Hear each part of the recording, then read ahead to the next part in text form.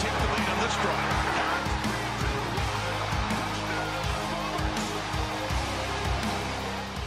Welcome back, ladies and gentlemen, to Canadian Football Central, CFL content for the fans, by the fans, and we have our Week 9 review here with some interesting things developing in this week. You guys will not want to miss that, so make sure you guys leave a like on the video, subscribe if you haven't already, hit the little notification bell, helps out the channel a ton, and my goodness, we have a lot to cover. Rick, one of us had a fortunate week. Unfortunately for you, it was not you. However, it is what it is. Shall we get into the first game of this week, Rick? Sure. All right. Oh, yes! Oh, my goodness, yes! The Winnipeg Blue Bombers shut out the BC Lions by a score of 25-0. And my first question is, ladies and gentlemen, are we back? Are we back? Because it kind of feels like it. A injury-riddled Bombers somehow pulled a 25-0 victory over the BC Lions out of their ass, and somehow, like, it felt like I was watching some 2021 or like 2021, 2022, 2023 regular season Winnipeg Blue Bomber football. Seriously, where did this come from? Of course, without Drew Waltarski, Dalton Schoen, Kenny Lawler, without those guys. But my goodness, there's so much that I want to talk about with this game. But one of the things that I want to talk about with this game is just, my goodness, Nick Dembski thankfully was able to actually hold on to the ball. I don't know, like, this is a really, like, funny thing with Nick Dembski in this game. When every time the ball was thrown, you could literally just see Dembski the whole game with both hands on top of it, putting through every effort he can to ensure that ball did not come loose, which got a good chuckle out of me. But I was so happy. Brady Oliveira, 100 rushing yards. Ontario Wilson, 112 receiving yards. Touchdown for Lucky Whitehead, which was so very much a nice, like, it felt like a homecoming for Lucky Whitehead coming back to Winnipeg after all his time in BC. Big pop for that. All that stuff in actually my Bomber video over on the Nolan Hockey Podcast. So if you want to see that game more in depth, you can. Sergio Castillo ties the Bomber franchise record 60-yard field goal again. The only difference with this one is that when my brother Zach was screaming, it wasn't about Liam Dobson taking a penalty. So, but man, Sergio Castillo 6 for 6 on a career on what is like a career year right now. He is just on fire. Rick, I want you to be able to get your 2 cents in though too. What did you think of this football game? So, here's my thing is, had you have listened to me from the very beginning, and taken your team, because unlike you, I live and die for my team. I will take a bullet for them. Oh, whoa. And hey. you okay, hold even time out. To win. Yeah. BC. Yes, I did pick BC. And sometimes giving your team the kick in the ass is what they need to succeed. As a Ticat fan, you should know this. I have seen you give shit to your team. I have seen it. But at the same time, hold on. So you wanted my opinion. Yeah. So when you said we're back, I can clearly tell that you're talking about everyone but Zach Collaros. Because again, Zach Collaros. Hold on. Let me get back to my point. Okay. Yes, Zach Collaros threw 295 yards. But can we honestly has he even thrown more than one game worth more than one bloody touchdown? Like, is that all you guys got to depend on? Is just him throwing one touchdown and hopefully everyone else does more? So no. So here's the thing: is that are there games where he could have done that? Yes. Are there games where? Because here's the thing: the problem, as much as Zach Collaros had have times that he's made mistakes, he has. The biggest issue with this team offensively was not necessarily Collaros' throwing, but the fact that balls were dropping everywhere. The amount of times I can name this season leading up to before we even started winning games, where balls would be thrown into the end zone, hit our receivers right in the hand, and fall and hit the turf or the grass, whatever field you're playing on. So many times where we have blown games because of that. And so it was one of those things where, am I saying that Zach Collaros is number one QB in the league, and we're back in that sense of like we're back to Zach Collaros being this dominance to the entire Canadian Football League? No. I'm saying we as a team are back to the point where we are able to actually contend with contenders. And we're actually able to have a competitive game. BC going into this game looked like the best team in the league right now. They did. And they got shut out 25-0. Am I going to acknowledge that it wasn't just the Bombers' good performance, but that BC absolutely crapped the bed? Yes, absolutely. But the fact of the matter is, and I'm not saying that we are guaranteed 100% back. I'm saying is that the question of if this Bomber team can be good, there's no one saying there's no question on if this Bomber team is capable of being good. The question is, will they be sustainably good? That's the question. When I picked BC because all indicators were pointing in that direction. Am I a fan of my team? Yes. Am I blind? No. I can look at the way the team is playing and say, because I'm trying to be, as much as, do I have Bomber bias on this channel? Absolutely. I'm not going to deny that. But the fact of the matter is that I try to be somewhat objective and not at least seem like a complete loon. Because honestly, if I took Winnipeg in this game with 4 days rest, with all the injuries they had, and with BC just looking unstoppable, it would seem crazy to take Winnipeg in this game. But they somehow did it. This just shows how unpredictable this league that we love is. So before we go jumping hoots and saying the world's on fire, yes, I get the whole point that anyone can officially beat anyone in this league. Yes. Your guys' next 4 games are going to be interesting. From what I remember, we have a tough schedule, do we not? You guys have a bye this week. Yep. You guys are in BC. Yep. Then you have the Labor Day Classic. Yeah, we'll have to see how Winnipeg performs in BC without Dominic Grimes to blow the game for BC. Wait. I say that backwards. Let me go back here. Yeah. So you guys have the bye week. Then yours truly, not me, but the Ticats are in Winnipeg on the 23rd, so that should be interesting. Then you have the back-to-back games against Saskatchewan. Oh, yeah. But before that, you guys have BC next week. Yeah. So that's going to be an interesting 3 out of 4 games for you guys. Because now one of the big takeaways from this game is that, so BC, in addition to just not performing, BC got so unlucky in the sense of that this game was an absolute catastrophe as far as the Lions go, in the sense of that, I mean, they put up a big donut, not just in one quarter, but all 4. And their star quarterback, Vernon Adams Jr., after having wasn't able to connect with anyone for a combination of him missing passes and in combinations of his receivers just not being open, and also in a combination of Winnipeg being in good pass coverage against the Lions here. Vernon Adams Jr. goes down in this game. Now, from what I've heard, it doesn't look like this injury is very long-term. It looks like it's week by week from what I've heard. I haven't heard any announcement of Vernon Adams Jr. going to the 6-game injured list, which is very, very good news for the Lions. But there is no confirmation, at least that I've seen, whether he's playing this week against Edmonton or the following against Winnipeg at home in BC. Have you heard anything in regards to that, Rick? Wow. I just saw some breaking news that I will save for our preview. Okay.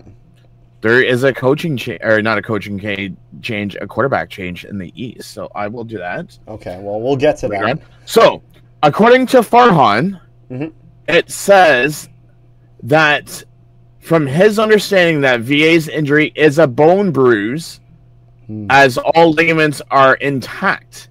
The expectation is that he will play in August, but could be as early as August 18th or one of the red-black games. August 18th. So that best means case scenario for Vernon Adams Jr. Not playing this week. So he's not playing against Edmonton. Best case scenario for Vernon Adams Jr. He plays against Winnipeg on the 18th, because that is when that game is, on the 18th. So that's the situation with Vernon Adams Jr. Coming out of this game. But it's one of those things where I actually, it's funny. I was considering streaming the Ticats game. Didn't end up doing it. But one of the guys I talked to was actually a Lions fan. I asked, like, hey, would you be interested? He's like, man, I'm still recovering from last night's game. We're not doing it. I'm like, fair enough, man, fair enough. But I'm not gonna lie, I was losing my mind in excitement for this game. Adam Bighill with just an incredible game. 7 tackles, 1 sack, and one of those tackles being 3rd and 1. The Lions go for it, and Adam Bighill with a massive hit to prevent that with a turnover on downs, and was able to keep that going. Although I will say, I'm looking at the stats now here, and it's funny. There was a interception in this game. It was for Terrell Ford, although the score app said that Jake Thomas got an interception. The score, please fix your app. Jake Thomas, the defensive lineman, did not get an interception this game. He did get a sack, though, so credit to Jake Thomas for that, along with a good knockdown by Willie Jefferson. Devin Adams with a good game here defensively. Top tacklers for the Lions were Hladek with 1 sack and 8 tackles. He got the only sack of the game for BC. Then Lacombo with 7 tackles, 6 for Green, 5 for Lee, 5 for Peters, and 4 for Renee. So overall, that's the thing. Like, BC Lions, their defense doesn't do a bad job. They only give up 1 touchdown. They give up a lot of field goals. To be fair, 2 of these were over 50 yards. One of them hitting 60. And so just defensively, you can't hold as much against that when just your opposing kicker is just being that good. But it's the BC offense that fails them this game. Also, keep in mind, we have a new number 3 ranked quarterback in passing yards. And it's not who you think. Who is it? So McLeod Bethel Thompson has gone from 3rd to 6th. We have Drew Brown of Ottawa in 5th. Jake Mayer in 4th. Do you know who number 3 is? Number 3? Number 3, Zach Collaros is 3rd in passing yards. Well, even though he's thrown 4 touchdowns and 8 interceptions. Well, again, at the end of the day, as much as he's had a bad start to the season, what I care about more so is what he does moving forward. He's thrown 8 interceptions so far, not good, but Bombers as a whole haven't been good. So if he gets going and in these next few weeks he's throwing a lot more touchdowns than he has picks, then at that point, so be it. We got to deal with the situation we're in. That's the fact of the matter. So overall, though, a massive win for Winnipeg when they desperately needed it, and now they are getting a much needed bye week. With the hopes that maybe Kenny Lawler can possibly be healed in time afterwards. Don't want to rush those injuries, though. Don't want to risk re-injury. So, what I was going to say was, who would have thought you guys would be playing 9 games before a bloody bye week? Yeah, no, and that's ridiculous. Oh, it is ridiculous, and we're talking about, again, like, I think I can objectively say this is the most beat-up team in the league. Then again, I think almost any team that played 9 straight with no bye week, with all the injuries that they're having, is the most... Like, is there another team that is dealing with the same level of injuries? There's been teams that have had a lot. Don't know if it's gotten like that far. Like, the entire receiving core, almost all 4 of them. I would honestly... I know Toronto just got a bunch of players back, but if they didn't, I would say Toronto is almost up there with you guys. It's gotten a lot, but... No, I would say almost up there. Number 1 and number 2 number 1 and number 2 receivers, and then probably one of your better receivers with Drew Wolitarsky in terms of just getting the first down and keeping the drive consistent. Zach Collaros even at one point was injured and out for a game. Trevor playing that. But overall, there's nothing else to say about this game other than just a big win for Winnipeg. Nope. Am I excited about this? Yep. But this means nothing if it does not continue. This means absolutely nothing if it does not continue. So, and for BC, all you can do, just shake this off and just forget about it and move on. As you can't hang your head on this. On this, just you got to move past it if you're the Lions. I would say, speaking from experience, Carter. Yep. Take one game at a time, my friends. That is why I said that. Because we all know what happens when you take things. Oh yeah. Personal. Trust me, that's why when I said are we back, I worded it as a question and not we are back. That is why I am very careful about what I'm saying in that regard. So only time will tell to see if that continues. But that would be the Thursday game. Crazy start to the week. And then we go into the Friday week where the Montreal Alouettes would pick up a 33-16 victory over the Hamilton Tiger Cats. Rick, you're the Ticats fan. Over to you. I mean, our second half had just shit the bed. That's all I gotta say. First quarter, you know what? I'll give it to the Ticats because we finished the first quarter 0-0, and I was expecting at least down by a touchdown, but that wasn't the case. Then we decide, okay, halftime 7-10. Okay, I'm good to go down by a field goal. My lord, they had 23 points between the third and fourth quarter. We had a whole 9. And the thing that drove me nuts about this, a couple of things. First off, I know that officiating is part-timers, but my lord, whoever works the command center on replay. I saw this. Yeah, this was bad. I'm not gonna lie. I try to not get involved in all the blame the officiating. Yeah, that was horrible. Yikes. It's not even that. It's just like then there was like a pass interference that looked like it was a pass interference and it wasn't. And then, because I'm watching the game with my buddy Phil at the game, my dad's texting me because he's watching the game from home, and he's just telling me all the stuff about how Montreal's coach looks pissed off and this and that. And it's just like, I think Tim White not catching balls is back because even though he got a touchdown in garbage time, my God, that guy is starting to become the most inconsistent player on this team. He went 3 for 7. It might as well just not even have thrown him the dang ball. Yeah. The other thing, can we be consistent with Bo Levi Mitchell? The guy threw 42 passes and only 29 were successful. Yeah, he did throw 240 yards. And yes, he did throw 2 interceptions. But my thing that makes me mad about Zach Collaros, I don't know how much of the game you saw, Carter. Yeah. But I'm sure you've seen multiple times during that game where he stood there for at least a good 10 seconds. No one was available.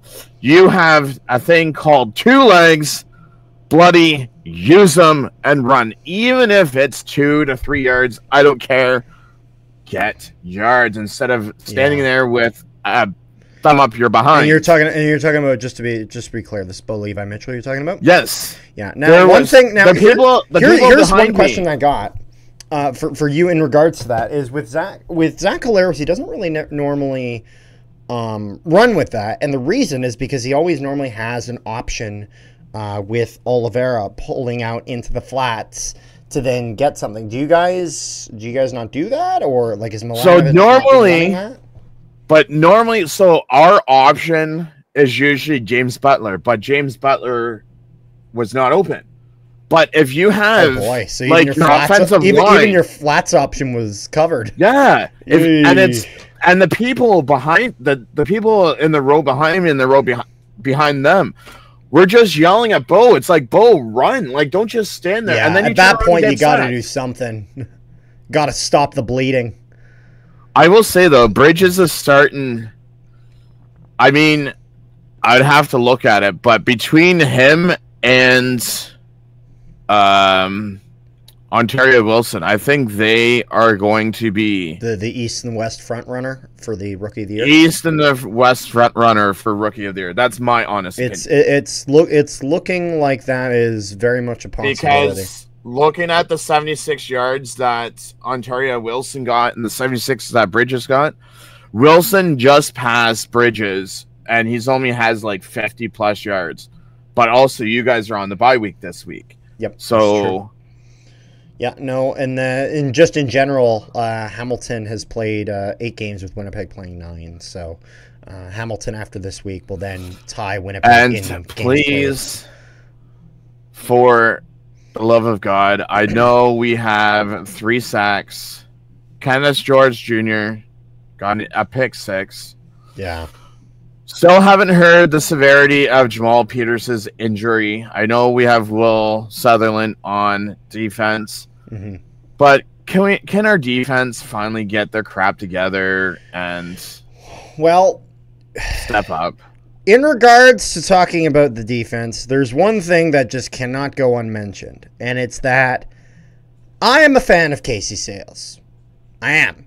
He is a good defensive player and does not have a reputation for dirty plays. However, I'm going to say this is not a good look for Casey Sayles, his hit on Alexander here. Not necessarily because he does anything like where he's just absolutely lunging towards the guy's head, but the ball leaves well before Casey Sayles commits to the hit on Alexander. And he continues... It's funny, it's not like he really leans into this hit. He just doesn't really stop himself or really make much of an effort to. And he basically just continues moving forward. And due to just the difference in size, his shoulder comes into the contact with the head of Alexander, and Alexander goes down. I don't know if maybe he was just frustrated with the way the game was going, or if, I don't know, maybe he was just so into the game in the sense of that he didn't even realize what he did. I don't know. I think he's most likely going to be fined. I don't expect any sort of suspension here. This is not the most egregious hit I've ever seen in terms of hits that will be fined and whatnot. But not the best look for Casey Sayles. And again, I don't view Casey Sayles in a very negative light even after this. I don't think it looks good. But I think, just for Casey Sayles, just kind of smarten up a little bit on that one. But I understand that the game can get frustrating, this and that. And I do hope that Alexander is okay, just because he did go out of the game afterwards at that point. So my hope is that that's just more so concussion protocol and then making sure that he's okay.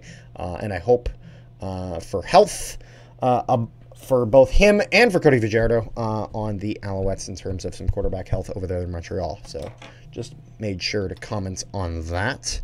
I was going to get into top tacklers of the game, but I want to hear from you first. I just hope that when we play Montreal again this week, can we please stay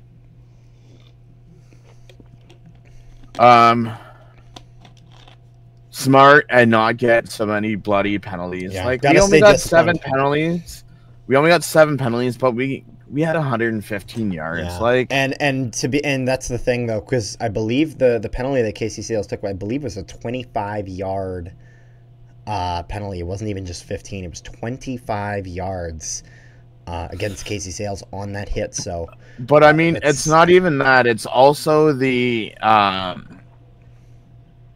yeah, so that was 25 yards, went from Montreal 46 to Hamilton 39. Yep. But keep in mind, don't forget, they also got I'm just trying to look for it. Probably some offsides and procedures. No, there was a pass interference too, and it was like half the distance or wherever. Oh yeah, normally those are around roughly spot of the ball, and those will hurt you. Yeah. but it's just like, come on, guys. It is like, what it is. So I'll quickly go through the top tacklers of the game, and then if you got anything else, we'll roll through that. So on the Hamilton Tiger Cats thing, top tacklers of the game on defense, Wilson and Sales. 5 tackles for Wilson, 4 for Sales, a sack for each of them. Then 4 tackles for Barlow and Jonathan Moxey, as well with an interception for George Jr. and a sack for Hendricks on the Ticats side of things. Before we go to the Montreal side, don't forget that Hendricks has 1 fumble recovery, and Trevor Hoyt has a forced fumble. Forced fumble. Yep. Good stuff.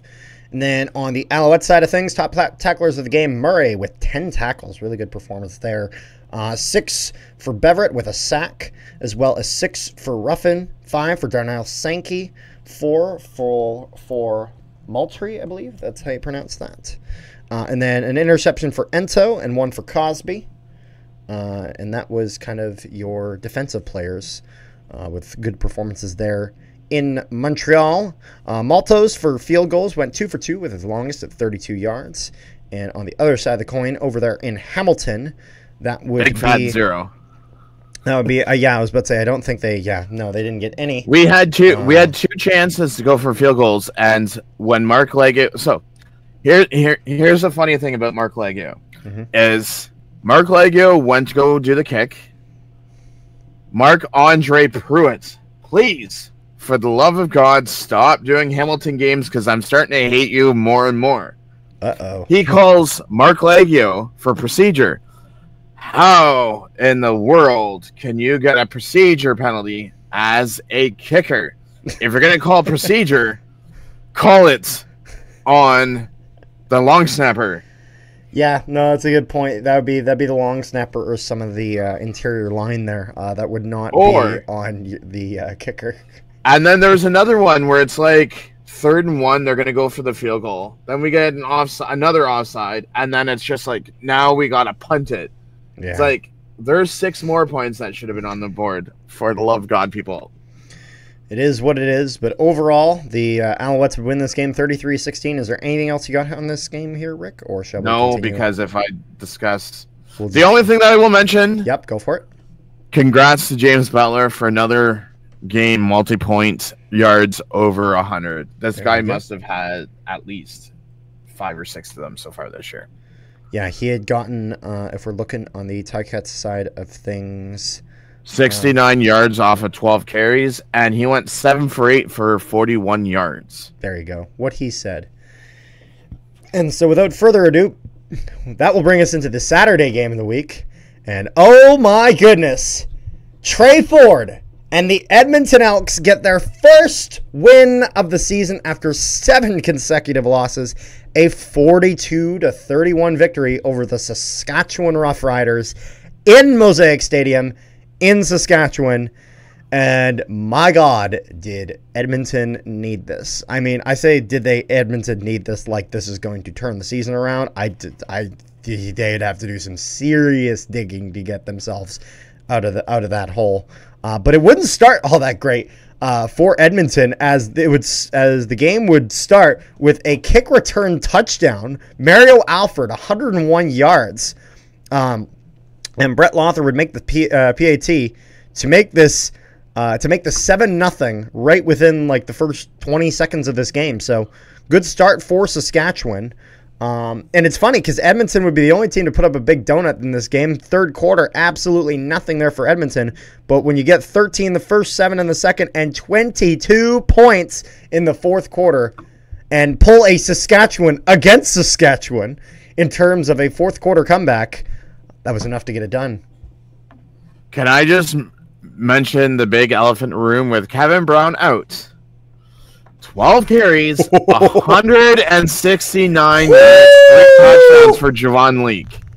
Oh my God. Javon Leake was systematically killing the Saskatchewan Roughriders with 3 touchdowns and an average over 12 rushes of 14.1 yards.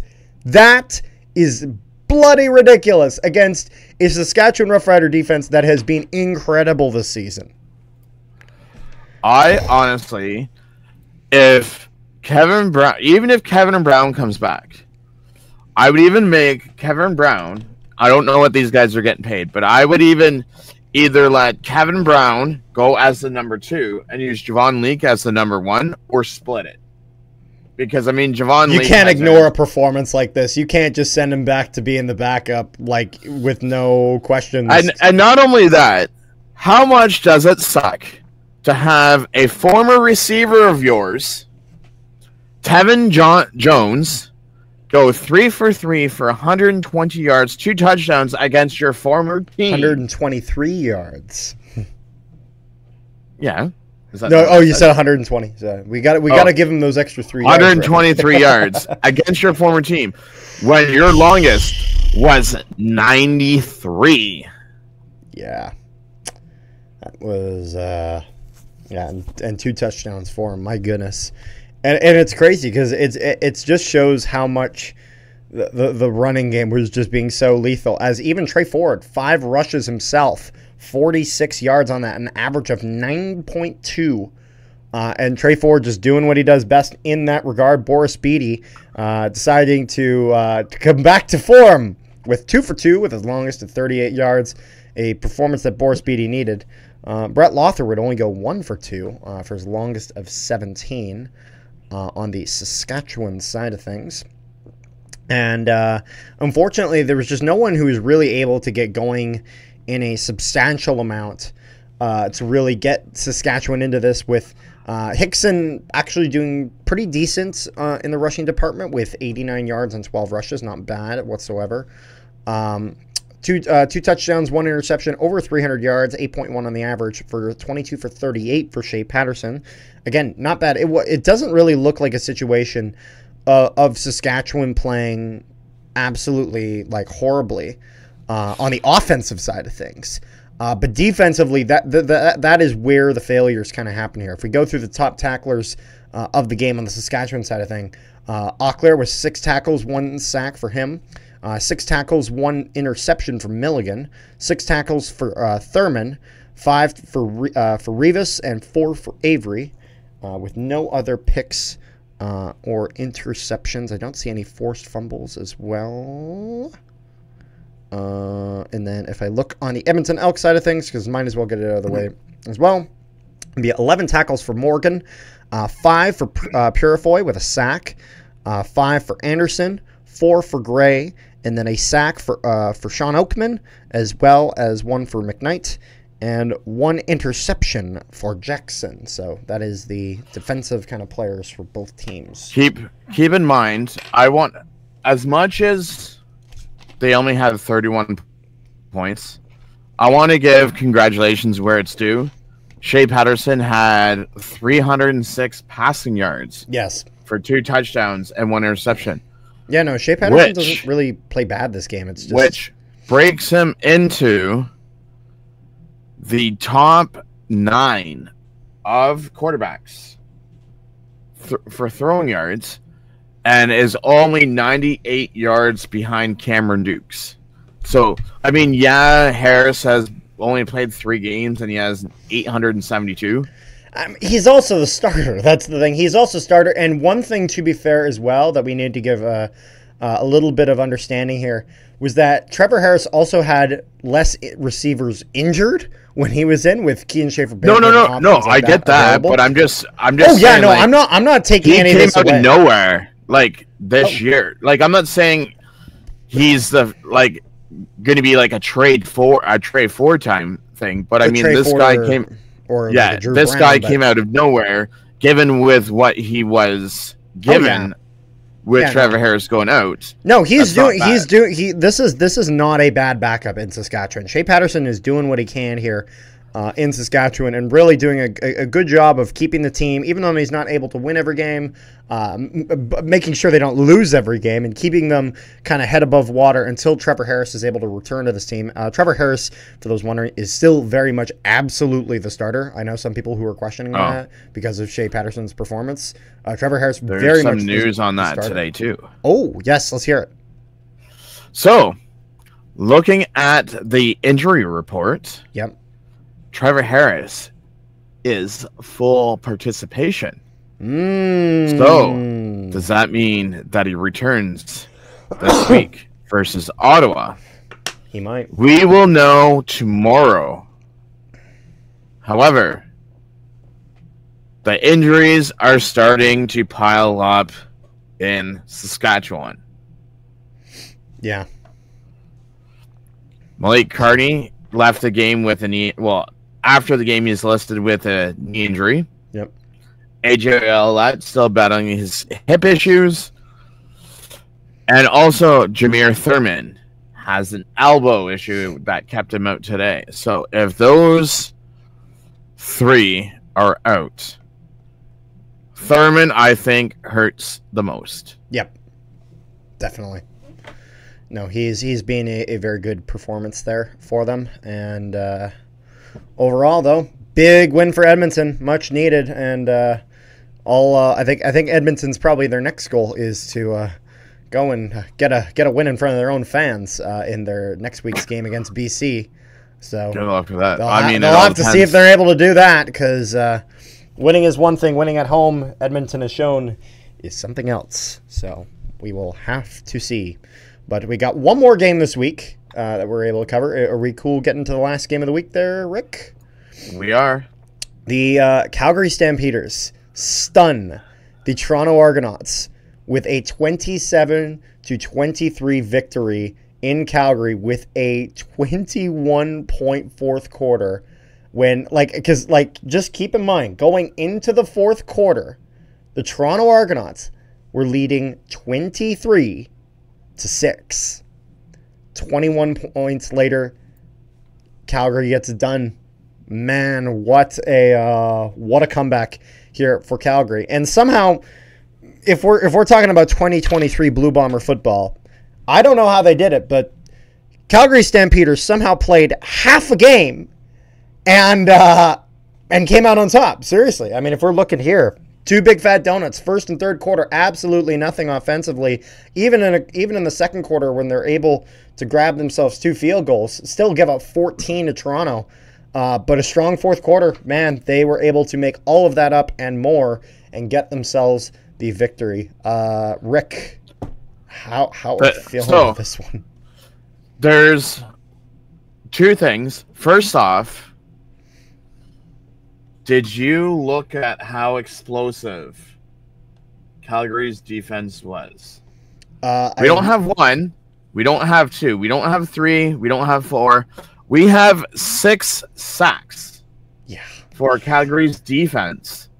And an interception by DeMario Houston. Yeah, that is. But for the Toronto side, Calgary goes and makes changes in the second half. I don't even think Toronto does, because Duke's only threw for 177. Yep. Kadeem Carey only had 31 yards rushing. Yep. Which is a big slap in the face with how much he's done. After Coxie, as your top receiver, had 61 yards, your next one after that is 34, so the receiving wasn't there. Yep, no. Cincinnati. You have your Coxie was your kicker only had 3 extra points, no field goals. It's just like, yeah. And I honestly, I will say, it is not a good look when your quarterback has to make 12 rushes. If your quarterback has to make 12 rushes, like your starting quarterback, that tells me that those guys aren't open, and he's running out and trying to grab the yards that he can. Now, he was able to grab 95 yards and grab himself a touchdown, so good on Cameron Dukes in that regard.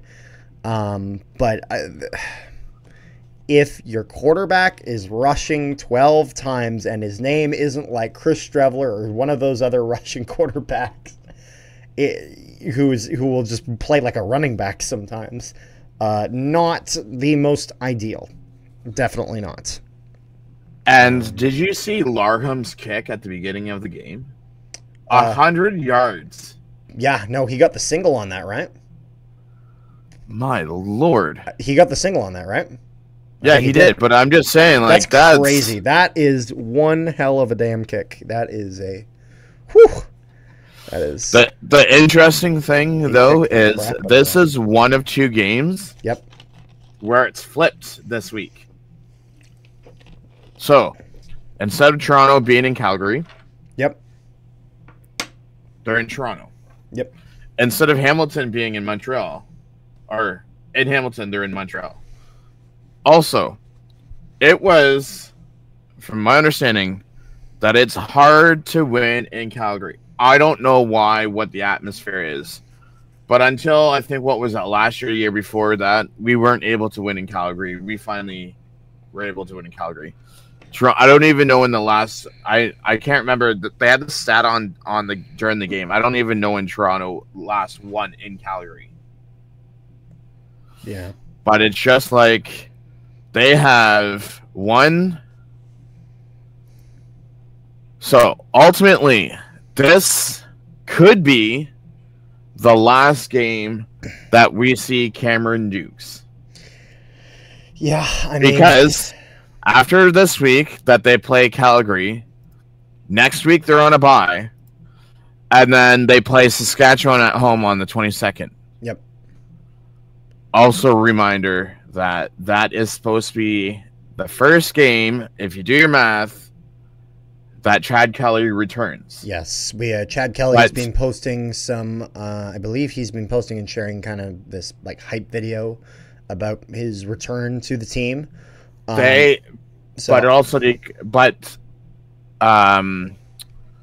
Dinwiddie still has not heard from the league. Yeah, they still need to hear from the league, so we will have to see exactly. The reason why I mentioned that is because this week is, let me look at the numbers. So this week is game 9. Yep. Next week is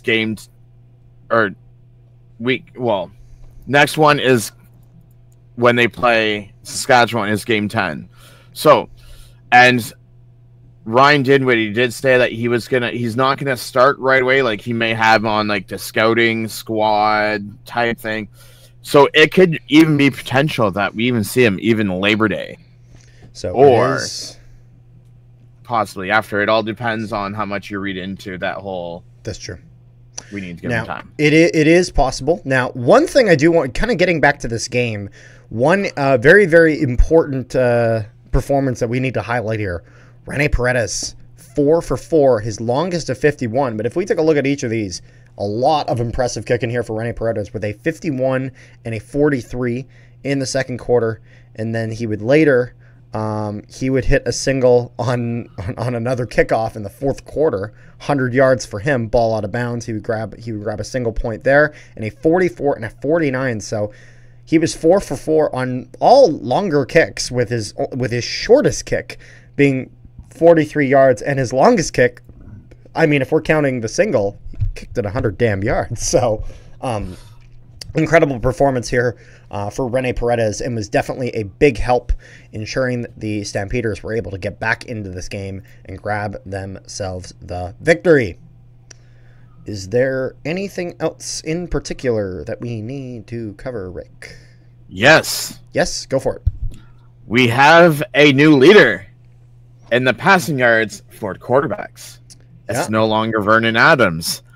His name is We Believe in Levi Mitchell. I was about to say we probably should have mentioned on the game before. I'm not gonna lie. The second the game against Winnipeg, the game between BC and Winnipeg finished, I'm like, okay, so Levi Mitchell passes him this week, right? Like after that performance, I don't know how the hell he's only 18 yards ahead of him. But if Vernon Adams is not playing this week, we can make up ground on getting him. And I don't care what people say. People can bug me all they want that Levi Mitchell is washed.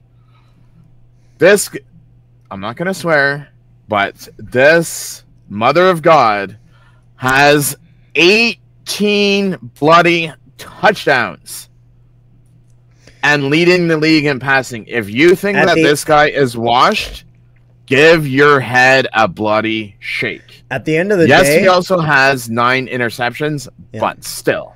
At the end of the day, If people say he's washed or if they say he's not washed, does not matter. What matters is his performance on the field and how that affects the team. What I'm saying doesn't matter. It does not affect, No. if I'm saying the Bombers are great or whether I'm saying the Bombers are terrible, the Bombers will play the way the Bombers play, and then you can come to your own conclusions. But these are kind of our opinions because, well, it's our show. So that is how we view it. But it is our show. By the fans. But even though it is our show, whose show is it also? It's also your show, which means leave some comments down below. We want to hear from you, you wonderful, wonderful people, as you guys have a lot of interesting stuff to say. Sometimes I think you have things that are great. Sometimes you say things that I disagree with. But that's fine. The disagreement is okay. Two other quick notes. Yep. For Toronto, Whit McManus has gone on the 6th game. Yep. And also, Frederick Hansen for that former Bomber has also gone on the 6th game. Caleb Evans for Montreal has gone on the 6th game. Mm-hmm. Do you know who the new signing is for Montreal? Do you mean Alexander or Evans? No, Caleb Evans is now on the 6th game. Okay.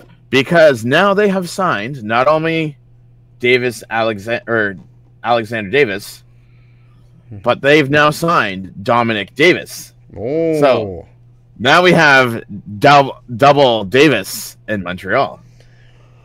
That's a lot to keep track of, but it's okay because I know in the coming weeks, Rick will continue to hurt my head with all names that sound similar and confuse me, and that is okay. Is there anything else that we're missing before we wrap this one up? So make sure you guys like, share, and subscribe if you haven't already. Make sure you guys leave a comment down below.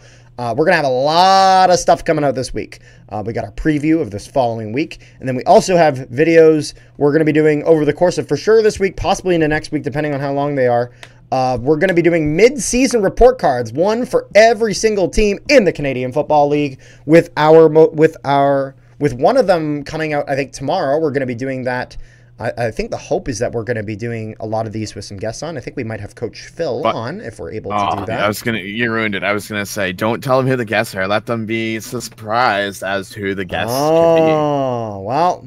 I said I think. At least you spoiled that one. Well, they won't know the rest. There's other ones, so we'll see how that goes.